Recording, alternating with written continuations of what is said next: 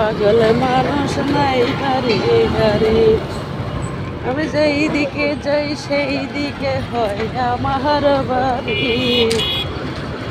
দেখার সুযোগ দিয়ে যাতায়াতে কি কি আছে, কে কি করে আর কি।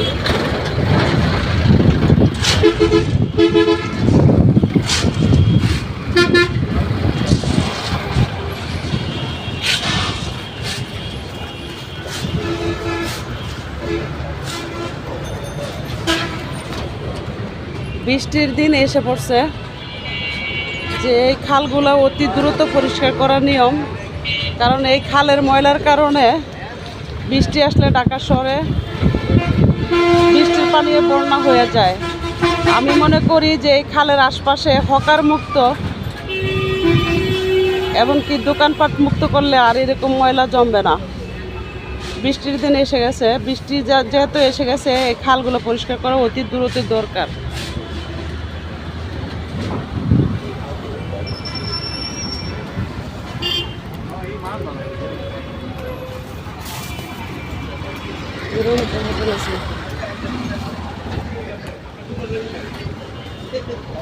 দেখুন খালের মধ্যে দোকানপাট,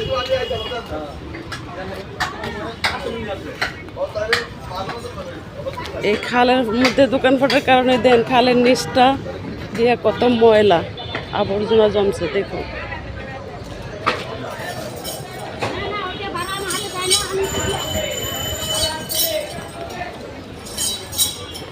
এগুলা যদি আমরা তুলে না ধরি তাহলে ধরবো কাটায়। দেখুন যে এই খালে পানিটা কিন্তু সারা ঢাকা শহরে পানিটা কিন্তু এইভাবে নাইমে আসে। এই খালের ময়লা আবর্জনার কারণে বৃষ্টি আসলে ঢাকা শহরে বন্যা হয়। আসলে দেখুন আমি মনে করি খাল বিল যেখানে আছে পানি নামার হকার মুক্ত, এই দোকান মুক্ত করলে আর এই আবর্জনা জমে না। তো যেহেতু বৃষ্টি আসছে, বৃষ্টির দিন এসে গেছে, অতি দ্রুত এই খালগুলো যদি পরিষ্কার হয় তাহলে মানুষের ভোগান্তি কম হবে, জনতার ভোগান্তি কম হবে। এই খালগুলো মরে যাওয়াতেই এই ময়লার কারণে কিন্তু পানিগুলো সরতে পারে না, আর মানুষের বৃষ্টি আসলে ভোগান্তি হয়। এই খালগুলো অতি দ্রুত পরিষ্কার করা দরকার মনে করি। তো ভালো লাগলে লাইক কমেন্ট দিয়ে সাথে থাকবেন।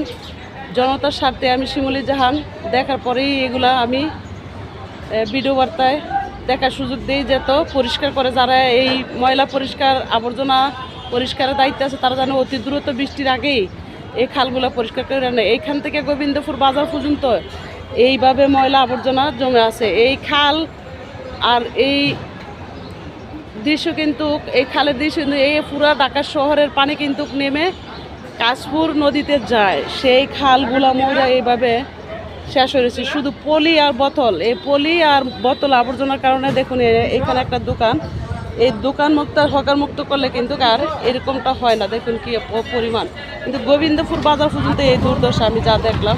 তো ভালো লাগলে লাইক কমেন্ট শেয়ার করবেন। অতি দ্রুত খালগুলো পরিষ্কার করুন, মানুষের ভোগান্তি কম হবে, যেহেতু বৃষ্টির দিন এসে গেছে। ভালো লাগলে লাইক কমেন্ট দিয়ে সাথে থাকবেন। খুদা হাফেজ, আসসালামু আলাইকুম।